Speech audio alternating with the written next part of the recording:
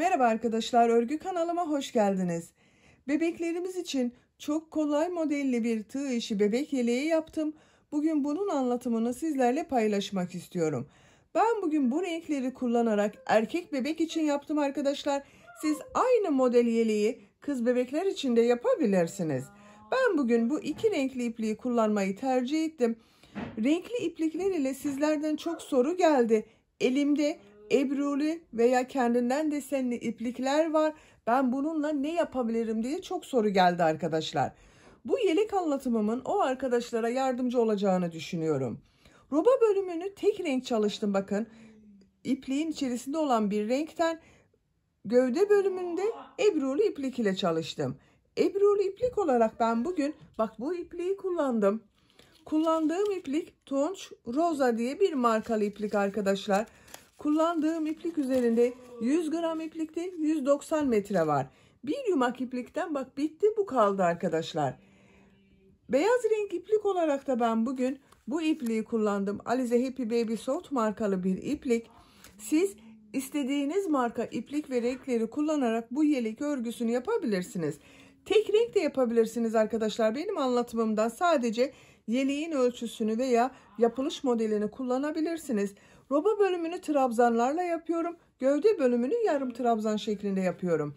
Gövde bölümünü farklı renk yapmak istiyorsanız roba bölümünü benim gibi tek renk beyaz yapabilirsiniz. Gövde bölümünü rengarenk yapabilirsiniz. İstediğiniz gibi değişiklikler yapabilirsiniz. Roba bölümüne bakın bu şekilde 2 tane düğme yaptım. 1 2. Siz isterseniz 3 düğmeli de yapabilirsiniz bunu. Robanın buraya bak düğme iliklerini sol tarafa yaptım. Erkek bebek için yaptığımdan sol tarafa yaptım. Siz isterseniz bu sağ tarafa da bu düğme iliğini yapabilirsiniz arkadaşlar. Açık olarak bakalım. İp kendinden desenli olduğu için bakın bu şekilde bir model oluştu. Arka görüntüsü de bu şekilde. Çok güzel oldu arkadaşlar. Çok da kolay. Dediğim gibi sadece trabzan ve yarım trabzan yaparak yapıyoruz. Çevresinde de bakın ters tarafa sık iğne yaptım. Bu şekilde tırtıklı bir görüntü elde ettim. Örgüye başlamadan önce fikriniz olsun diye ölçülerini size söylüyorum. Bugünkü anlatacak olduğum yeleğin ölçüsü arkadaşlar. Kol altının buradan bak gövde genişliğini ölçüyorum. 27 santimetre. İnç olarak ölçüyorum. 11 inç. Yüksekliğini ölçüyorum. Kol altı yüksekliğini ölçüyorum. 23 santimetre. Tam yüksekliğini ölçüyorum. 34 santimetre. İnç olarak da ölçüyorum. 13,5 inç bakın. Bu ölçüde 1 yaş bebek için güzel bir ölçü arkadaşlar. Benim size söylemiş olduğum bu standart bebek ölçüsü arkadaşlar. Sizin bebeğiniz kilolu bir bebekse 6 aylık bebek için olur. Zayıf bir bebekse 2-3 yaşına kadar çok rahat kullanabilir bu ölçüde bir yeleği. Siz farklı ölçülerde yapmak istiyorsanız bebekler için olan standart beden ölçü tablosunu ben hazırladım. Bu videonun açıklama bölümüne tabloyu ekliyorum. Siz o tabloya göre roba yüksekliğini, gövde yüksekliğini ve genişliğini ayarlama yaparak istediğiniz ölçüde bu yeleğin örgüsünü yapabilirsiniz. Tığ olarak da bak elimin sıklığına, ip kalınlığına uygun olarak 5 numara 3 milimetre tığ kullandım. Siz daha büyük numaralı tığ kullanırsanız yaptığınız ölçü daha büyük olacaktır. Siz daha küçük numaralı bir tığ kullanıyorsanız da yaptığınız örgü benim yaptığım örgüden daha küçük olacaktır. Tığ işi örgülerde elinizin sıklığı, kullandığınız tığ numarası ve kullandığınız iplik kalınlıkları yaptığınız örgünün ölçüsünü değiştirecektir arkadaşlar. Bakın benim bu başlamış olduğum sayıda el sıklığıma ve tığ numarama göre bu ölçüde bir yelek elde ettim. Sizin eliniz sıkıysa yaptığınız yeleğin örgüsü daha küçük olacaktır. Eliniz sıkıysa bu başlama sayısını daha fazla 1-2 zincir fazla başlayabilirsiniz. Roba yüksekliği arttırmalarında benim yaptığımdan 1-2 sıra fazla yapabilirsiniz. Hazırsanız ipliği tığı hazırlayalım. Hep birlikte bu güzel örgümüze başlayalım. Örgü kanalıma abone değilseniz abone olmayı unutmayın lütfen. Örgü kanalıma abone olmak ücretsiz. Örgü kanalıma ücretsiz abone olup orada bulunan zil şeklinde dokunarak açık yaparsanız kanalıma video yüklediğim zaman ilk önce size bildirim gelir. Örgülerimden herkesten önce sizin haberiniz olur. İzlediğiniz videolarıma beğeni ve yorumlarınızı da yaparsanız çok sevinirim arkadaşlar. Örgü kanalıma ücretsiz abone olup beğeni ve yorumlarıyla da destek olan bütün arkadaşlara ayrıca teşekkür ederim. Hepinize kolay gelsin. İyi çalışmalar.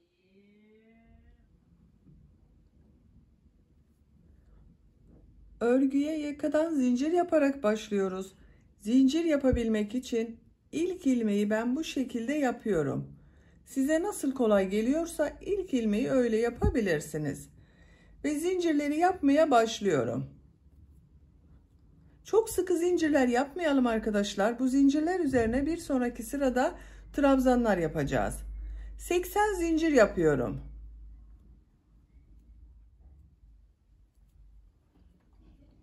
80 zinciri yaptım. Çok sıkı zincir yapmadım bakın arkadaşlar, gördüğünüz gibi. Bu 80 zincirin kaç santimetre olduğunu da ölçüyorum.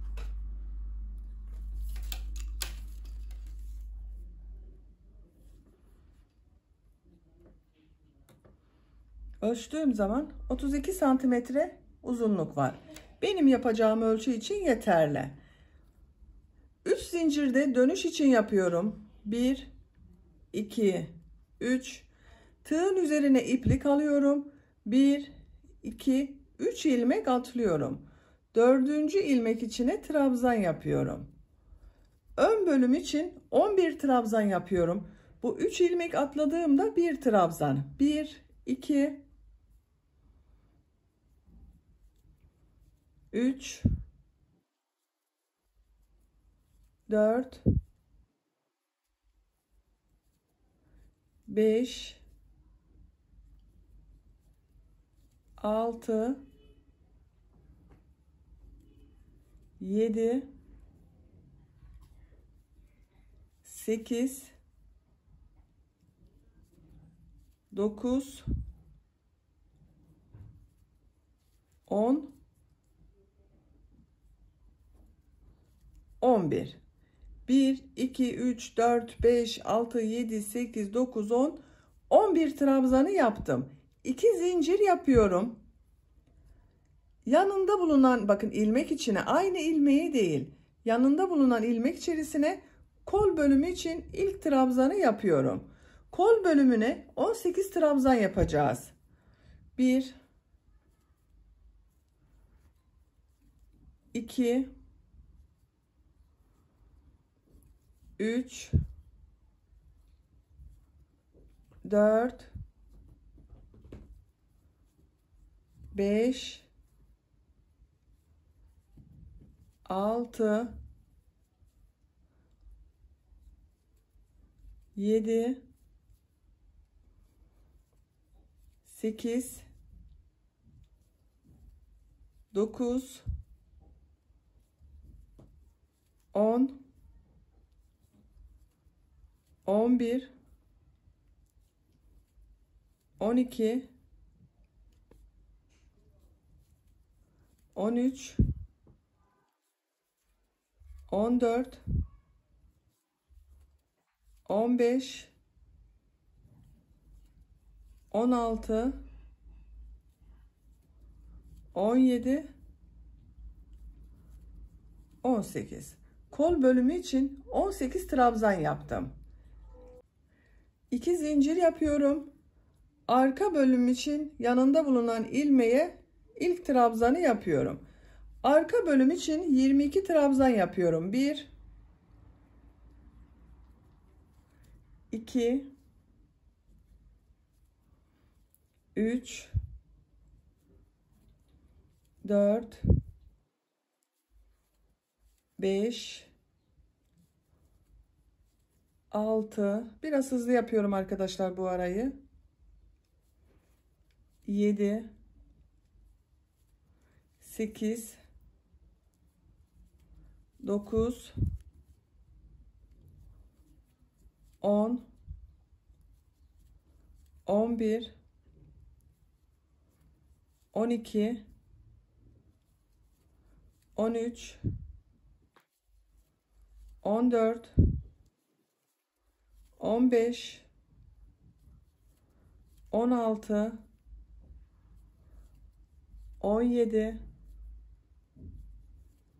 18, 19, 20, 21, 22. Arka bölüm için 22 trabzan yaptım. 2 zincir yapıyorum. Kol bölümü için 18 trabzan yapıyorum. Bu kolda 18 trabzan yaptık. Buraya da 18 trabzan yapıyorum. 18 trabzanı yapalım. 18 trabzanı yaptım. 2 zincir yapıyorum. Ön bölüm için 11 trabzan yapıyorum. 1, 2, 3, 4, 5, 6, 7, 8, 9, 10, 11. 11 trabzanı yaptım. Yakanın ayrımlarında yaptık bu sırada arkadaşlar. Bu sırada ön bölümler için 11 trabzan, kol bölümleri için 18 trabzan, arka bölüm için de 22 trabzan yaptık. İkinci sıradayız. İkinci sırada bu 2 zincir yaptığımız yerlerde 1 trabzan, 2 zincir, 1 trabzan şeklinde arttırmalar yapacağız. Bir zincir yapıyorum, örgüyü çeviriyorum. İlk ilmek üzerine trabzan yapıyorum. Diğer ilmekleri de trabzan yaparak devam ediyorum.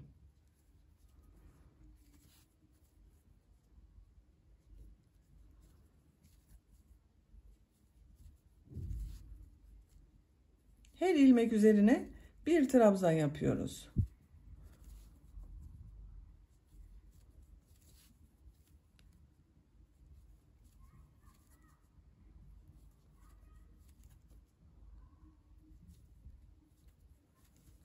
Bakın 2 zincir yaptığım yere geldim. Buraya bir trabzan, 2 zincir, bir trabzan yapıyorum.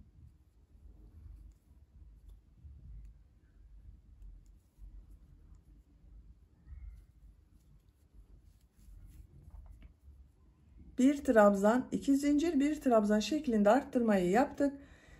Diğer ilmekleri trabzan yaparak devam ediyorum. Arttırma yapacağımız buraya kadar devam edelim. Arttırma yapacağımız yere kadar trabzanları yaptım. Bu arttırma yerine de bir trabzan, 2 zincir, bir trabzan yapıyorum.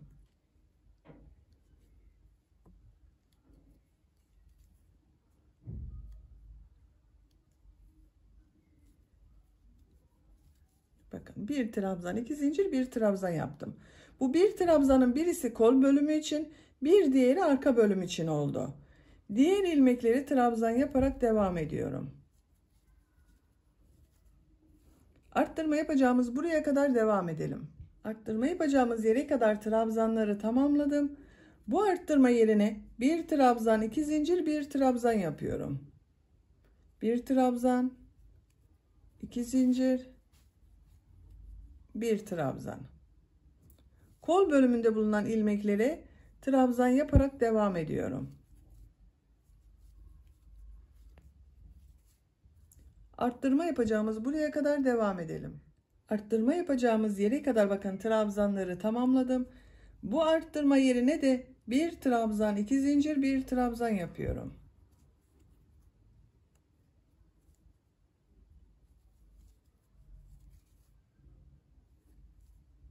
İlmeklere trabzan yaparak devam ediyorum.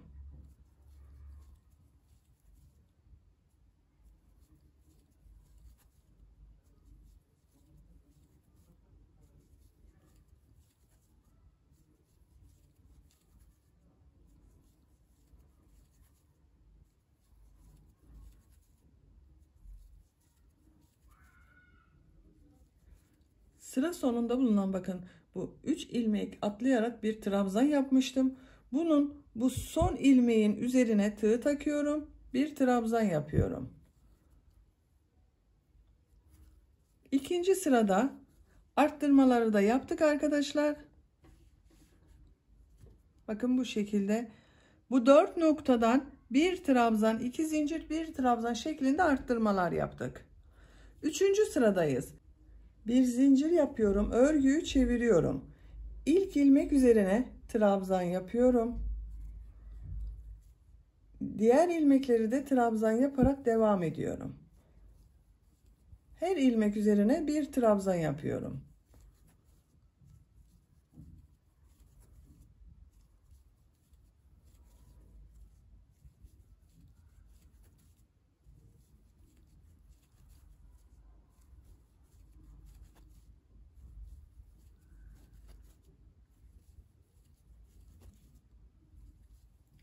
Arttırma yapacağım yere kadar bakın trabzanları yaptım.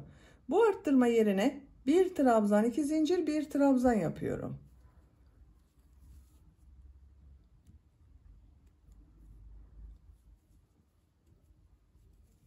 Bir trabzan, 2 zincir, bir trabzan yaptım. Diğer ilmeklere trabzan yaparak devam ediyorum. Bakın arttırma yerinde bir trabzan, 2 zincir, bir trabzan yapıyoruz. 11 trabzan ile başladık. İkinci sırada 12 trabzan oldu. Üçüncü sırada 13 trabzan oldu. Sayalım isterseniz bakın. 1, 2, 3, 4, 5, 6, 7, 8, 9, 10, 11, 12, 13. Her sırada bir trabzan artıyor arkadaşlar. Bu şekilde arttırmalar yaparak sıra sonuna kadar devam edelim. Bu arttırma yerlerinde bir trabzan, 2 zincir, bir trabzan şeklinde arttırmalar yapıyoruz. Diğer ilmeklere birer defa trabzan yapıyoruz. Sıra sonuna kadar tamamlayalım. Üçüncü sırada her ilmek üzerine birer defa trabzan yaptım. Bu arttırma yerlerinde de bir trabzan, 2 zincir, bir trabzan şeklinde arttırmalar yaparak sıra sonuna kadar tamamladım. Bakın arkadaşlar. Görüntüsü böyle. Dördüncü sıradayız. Bir zincir yapıyorum. Örgüyü çeviriyorum. İlk ilmek üzerine trabzan yapıyorum. Diğer ilmekleri de trabzan yaparak devam ediyorum. Arttırma yapacağımız buraya kadar devam edelim. Arttırma yapacağımız yere kadar trabzanları tamamladım. Bu arttırma yerine bir trabzan, 2 zincir, bir trabzan yapıyorum.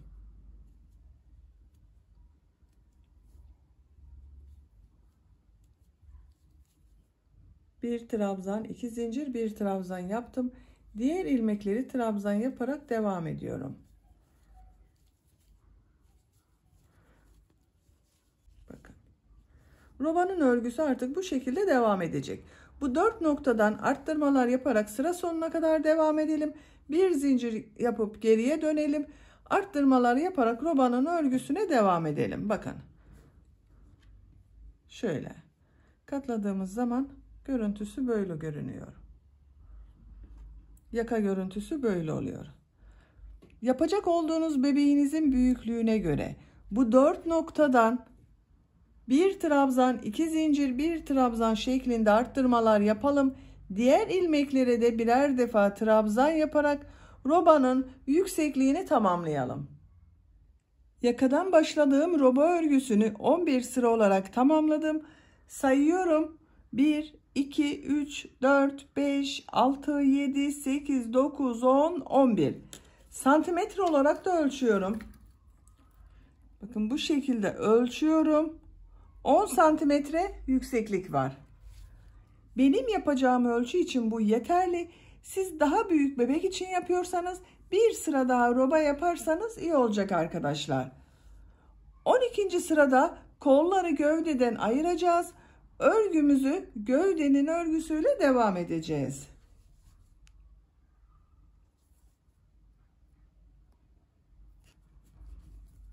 Bir zincir yapıyorum. Örgüyü çeviriyorum. İlk ilmek içine trabzan yapıyorum. Diğer ilmekleri de trabzan yaparak devam ediyorum.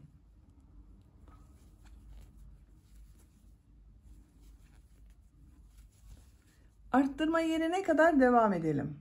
Arttırma yapacağım yere kadar trabzanları yaptım. Bu arttırma yerine bu sırada 2 trabzan yapıyorum. Buraya kadar birer trabzan yapmıştım. Buraya 2 trabzan yapıyorum. 1 2 3 zincir yapıyorum. Kolda bulunan bütün ilmekleri atlıyorum. Burada bulunan arttırma yaptığım zincir boşluğuna 2 trabzan yapıyorum. 3 zincir yaparak kol altını buraya oluşturduk bakın arkadaşlar. Diğer ilmekleri de trabzan yaparak devam ediyorum. Arttırma yerine kadar devam edelim. Arttırma yapacağım yere kadar trabzanları yaptım. Bu 2 zincirin içine 2 trabzan yapıyorum.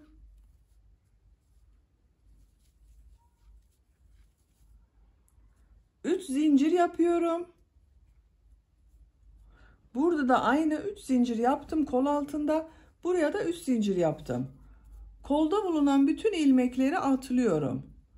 Bu arttırma yerine 2 trabzan yapıyorum.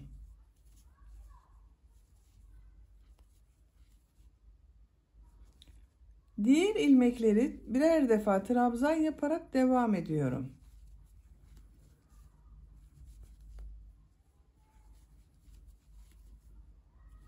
Sıra sonuna kadar devam edelim. Sıra sonuna kadar tamamladım. Bu şekilde bakın bir sıra trabzan sırası yaptım. Ön ve arka bölümleri kol altında 3'er zincirle birleştirdim. Bakın. Kol bölümünü gövde bölümünden ayırdık. Artık örgüye gövdenin örgüsüyle devam edeceğiz. Bu tek renk ipliği ben burada kesiyorum arkadaşlar. Siz isterseniz aynı renk iplik ile devam edebilirsiniz. Ben bugün bu şekilde bak kendinden desenli bir ip kullanıyorum. Tonç Rosa markalı bir iplik arkadaşlar. Elimde bu iplik vardı, ben bunu kullanıyorum. Ama siz istediğiniz marka iplikler ile örgüye devam edebilirsiniz. Roba bölümünü yaptığınız iplik ile de devam edebilirsiniz. Renkli iplikler ile de devam edebilirsiniz. Fantazi bir iplik arkadaşlar. 100 gram iplik üzerinde 190 metre var. Ben bugün bu ipliği kullanıyorum. Kendinden desenler ortaya çıkıyor bu iplikte. Renk numarası yok arkadaşlar. Elimde olan bir iplikti. Renk numarasını size söyleyemiyorum.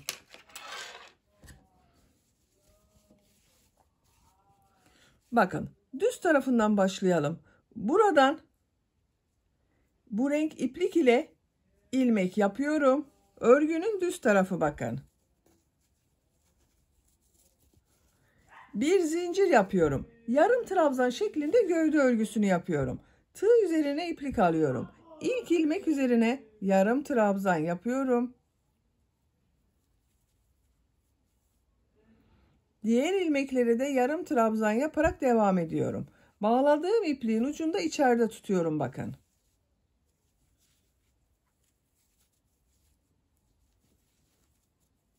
Yarım trabzanı bilmeyen arkadaşlar için gösteriyorum. Tığ üzerine iplik alıyorum. Burada yaptığım trabzan gibi bak. İlmeğe tığ takıyorum. İplik aldım. Çektim. Tığ üzerinde 1, 2, 3 ilmek var. Üçünün içinden bir defa da çekiyorum. Yarım trabzan oluyor. Diğer ilmekleri de yarım trabzan yaparak devam ediyorum.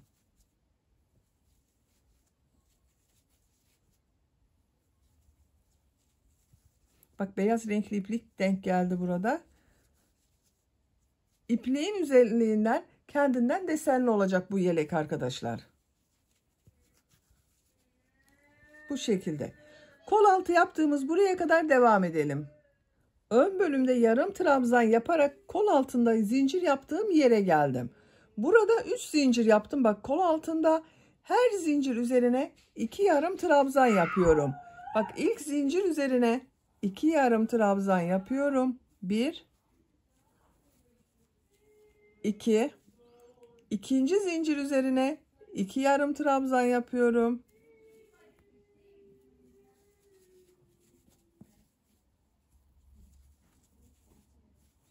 Üçüncü zincir üzerine 2 yarım trabzan yapıyorum. 1 2 bak kol altında 6 yarım trabzan oldu. 3 zincir üzerine ikişer yarım trabzan yaptım. Diğer ilmeklere birer defa yarım trabzan yapıyorum.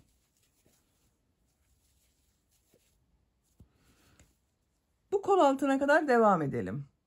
Arka bölümde yarım trabzanlar yaparak bak diğer kol altını yaptığım yere geldim arkadaşlar. Bak modeller oluşmaya başladı. Benim kullandığım ipten dolayı böyle bak 2 renkli model oldu. Kol altında 3 zincir var. İlk zincir üzerine 2 yarım trabzan yapıyorum. İkinci zincir üzerine 2 yarım trabzan yapıyorum. Üçüncü zincir üzerine 2 yarım trabzan yapıyorum. Ön bölümde bulunan bu ilmekler üzerine de yarım trabzan yaparak devam ediyorum. Bak ilk yarım trabzanın üzerine trabzan yapıyorum. Diğer ilmeklere birer defa trabzan yapıyorum.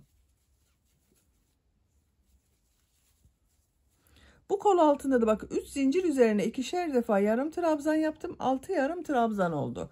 Sıra sonuna kadar devam edelim. Yarım trabzanlar yaparak bakın devam ettim. Bu ipliği içeride götürmek istiyorum arkadaşlar. Kaybetmek için bakın onu görün diye buraya kadar yaptım. Burada 1, 2, 3, 4 ilmek kaldı. Bunu birlikte yapalım. Bak ipliği şu şekilde tutuyorum. Yarım trabzan yapıyorum. Diğer ilmeklere de yarım trabzan yapıyorum. Bakın burada iplik görünmüyor. Kaybettik. Şu ipliğin ucunu da kesiyorum.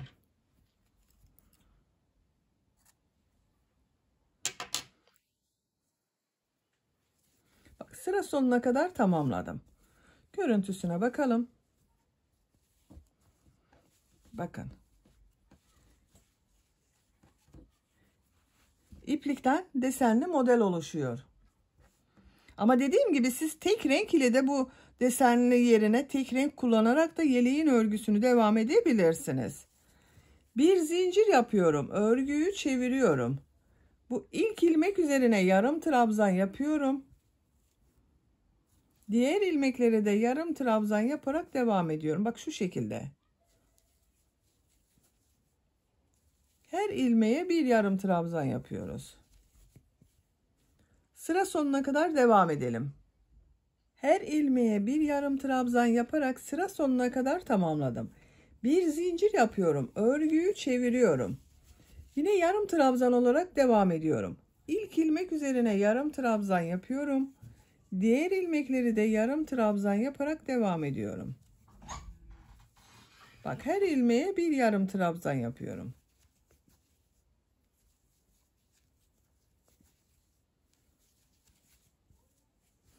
Sıra sonuna kadar devam edelim. Sıra sonunda bir zincir yapıp geriye dönelim. Gövde bölümünün örgüsünü bu şekilde devam edelim arkadaşlar. Bak bu şekilde kendinden desenler oluşuyor. Bu iplikten bakın desenli oluyor. Sonuçta nasıl bir şey olacak tam modelini ben de bilmiyorum. Sürpriz olacak arkadaşlar. Gövdenin örgüsünü tercihinize göre istediğiniz kadar yarım trabzan sırasını tekrarlayarak tamamlayalım. Gövde örgüsünü yapacağım ölçüye göre tamamladım. Kaç sıra yaptığımı sayıyorum. 1, 2, 3, 4, 5, 6, 7, 8, 9, 10, 11, 12, 13, 14, 15, 16, 17, 18, 19, 20, 21, 22, 23, 24, 25, 26, 27, 28 sıra yarım trabzan sırası yaptım. Bakın şekil olarak bu şekilde oldu. Görüntüsü bak çok güzel oldu arkadaşlar. Santimetre olarak da ölçüyorum bu yüksekliği. Kol altının buradan bitmiş olarak yüksekliğini ölçüyorum. 22 santimetre. İnç olarak ölçüyorum. 8,5 inç. Benim yapacağım ölçü için yeter. Siz daha kısa da yapabilirsiniz. İsterseniz 1-2 sırada devam edebilirsiniz. Bak ipliği burada kesiyorum.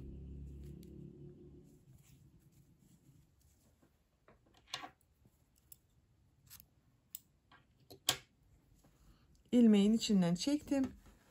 İpliği kestim. Şimdi ön pat yapıyorum. Ben beyaz renk iplik ile yapıyorum. Siz isterseniz bu gövde bölümünü ne renk yaptıysanız o renk ile yapabilirsiniz. Veya tek renk yaptıysanız yine aynı şekilde devam edebilirsiniz.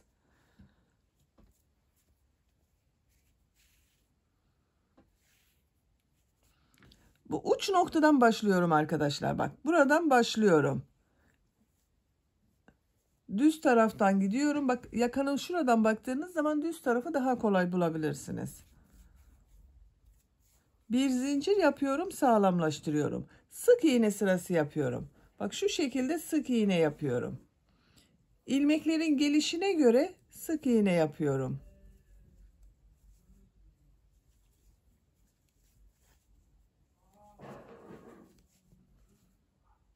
Sık iğne yaparak yaka başlangıcına kadar devam edelim. Yaka başlangıcına kadar bir sıra sık iğne yaptım bak ön patta. Yakanın çevresinde de sık iğne yapıyorum. Diğer tarafta da sık iğne yapacağız. Bak ilk ilmek üzerine sık iğne yapıyorum. Diğer ilmeklere de sık iğne yapıyorum.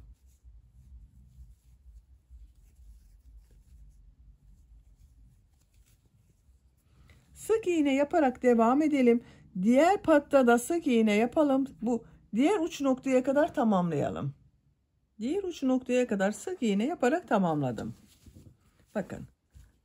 Ön patta sık iğne yaptım. Yakanın çevresinde sık iğne yaptım.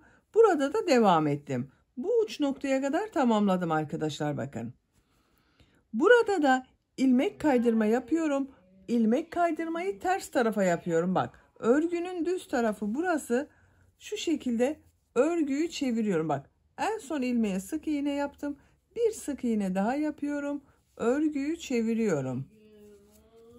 Bak bu ilk ilmek içine tığ takıyorum. İlmek aldım, çıkardım. İplik alıyorum. İkisinin içine bir defa da çekiyorum. İlmeğe tığ takıyorum. İplik alıyorum. Bak çıkardım. Tığ üzerinde 2 ilmek var. İkisinin içinden iplik çekiyorum.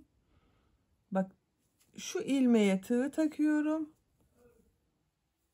İlmek kaydırma yapıyorum bak. Ters tarafa gidiyoruz arkadaşlar. Bak ters tarafa doğru yapıyorum. Bak yavaş gösteriyorum. Elimi takip ederseniz ilmeğe tığ takıyorum.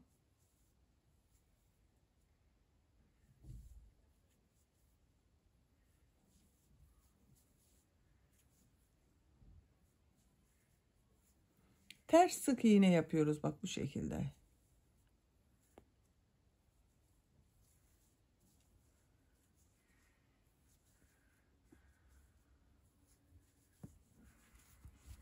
Düz tarafının görüntüsü böyle bak. Tırtıklı bir görüntü elde ediyoruz burada. Sıra sonuna kadar devam edelim. Ters tarafa doğru sık iğne yaparak sıra sonuna kadar tamamladım. Bu ön patta da bak örgünün ters tarafından aynı şekilde devam ediyorum. İlmeğe tığ takıyorum. İplik alıp çıkarıyorum.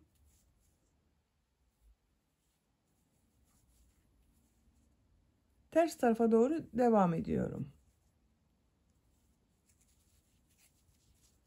Bak görüntüsü böyle oluyor arkadaşlar. Bu roba başlangıcı yaptığımız bak buraya kadar devam edelim. Ön patla ters tarafa doğru sık iğne yaparak bak buraya kadar tamamladım. Düz tarafın görüntüsü böyle oldu bakın. Robanın olduğu yere geldim. Burada örgüyü bak çeviriyorum. Artık düz devam ediyorum.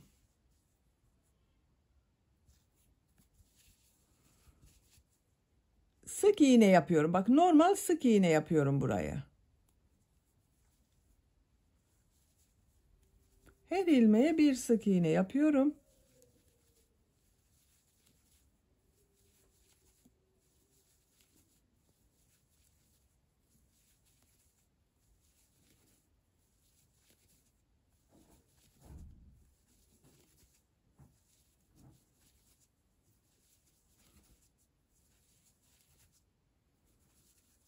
Bak yaka başlangıcına kadar sık iğne yaptım.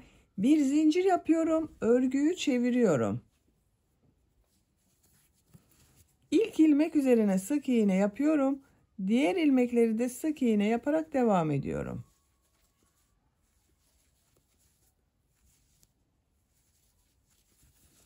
Buraya kadar devam edelim.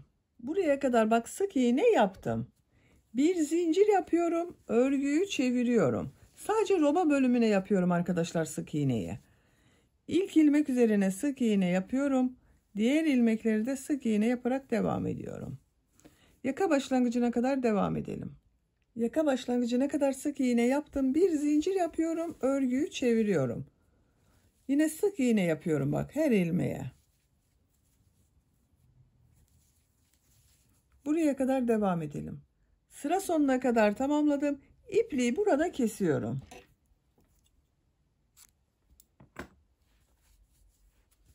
Bak, düğme dikeceğimiz patı yaptık arkadaşlar. Buraya düğme dikeceğiz. Erkek bebek için yaptığım ben bugün bu yeleği. Onun için düğme iliğini diğer tarafa yapıyorum. Bakın buraya da bunun gibi yapacağız ama düğme ilikleri yapacağız buraya. Yaka başlangıcından başlıyorum bak. Şu ilk ilmekten değil, ikinci ilmekten bir ilmek yapıyorum. Bir zincir yapıyorum. Aynı ilmek içine sık iğne yapıyorum. Sık iğne sırası yapıyoruz.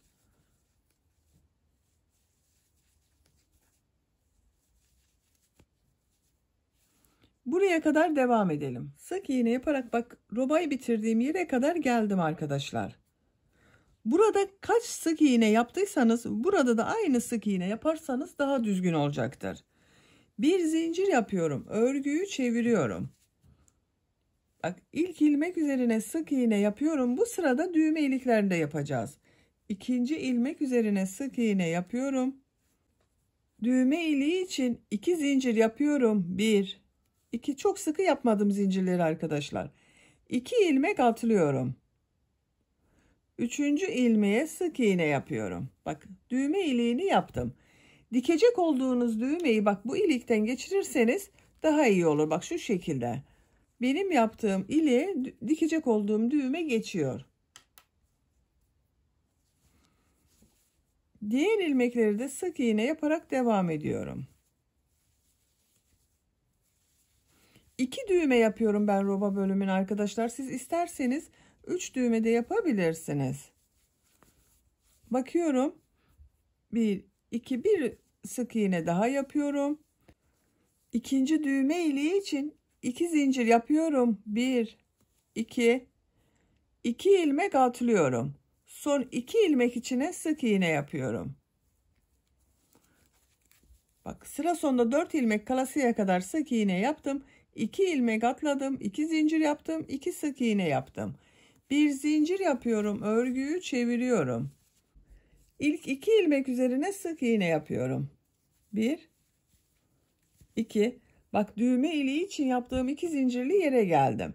Bunun üzerine de 2 sık iğne yapıyorum. 1 2 diğer ilmeklere sık iğne yapıyorum. Diğer düğme iliği yaptım. Bak buraya kadar sık iğne yapıyorum.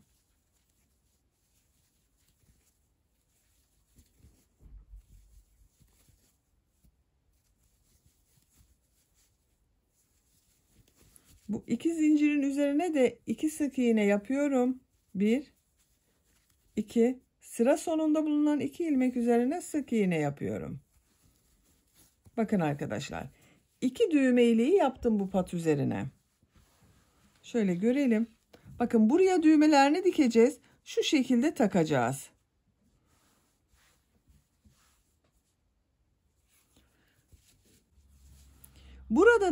Burada yaptığım gibi bak ters tarafa doğru sık iğne yapacağız. Şuraya kadar bak 2 ilmek üzerine ilmek kaydırma yapıyorum. İlk ilmek üzerine ilmek kaydırma yapıyorum. İkinci ilmeğe bak ilmek kaydırma yaptım.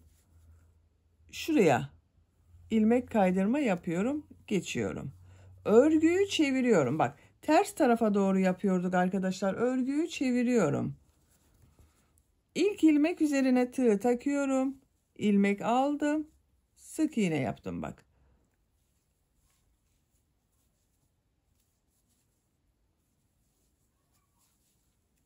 Ters tarafa doğru devam ediyoruz.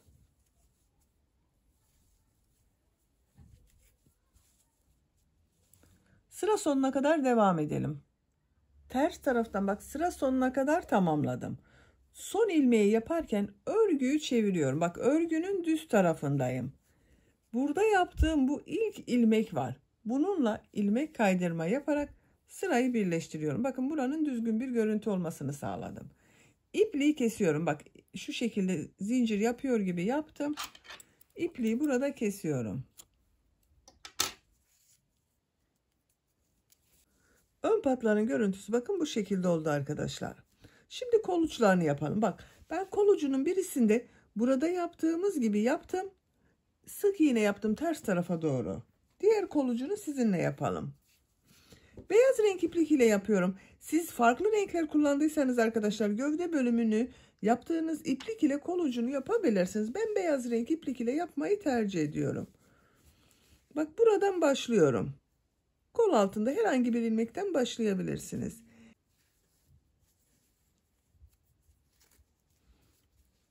İpliği bağladım. Buradan bir ilmek yapıyorum. Bir zincir yaptım, sağlamlaştırdım. Bak ilmeğe tığ takıyorum. İlmek alıyorum. Sık iğne yapıyorum. İlmeğe tığ takıyorum. İlmek alıyorum. Sık iğne yapıyorum. Ters tarafa doğru gidiyoruz. Bakın böyle devam etmiyorum. Örgünün bak şöyle tersine doğru yapıyoruz.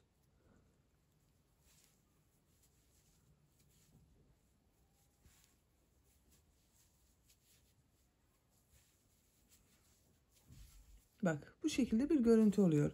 Sıra sonuna kadar devam edelim. Sıra sonuna kadar tamamladım. Bak sıra sonunda son ilmeği örgüyü çeviriyorum. İlk yaptığım bu ilmek ile ilmek kaydırma yaparak birleştiriyorum. İpliği kesiyorum.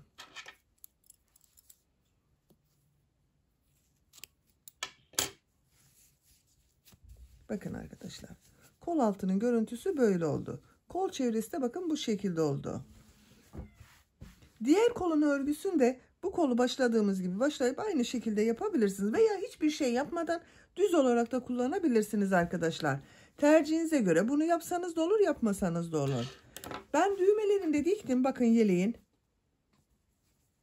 Düğme iliği yaptım. Bak buraya takıyorum. Erkek bebek için olduğundan bak düğme iliğini sol tarafa yaptım arkadaşlar. Şu şekilde takıyorum. Bak çok güzel oldu.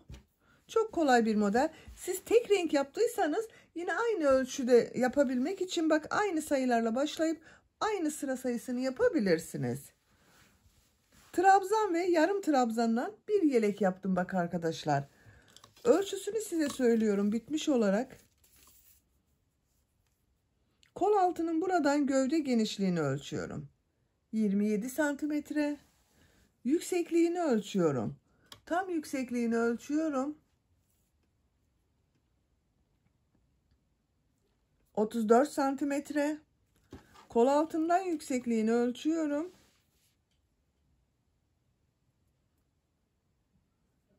23 santimetre. Bu ölçüde 1 yaş bebek için çok güzel oldu. Bakın arka görüntüsü de böyle. Bir örgü anlatımının daha sonuna gelmiş olduk.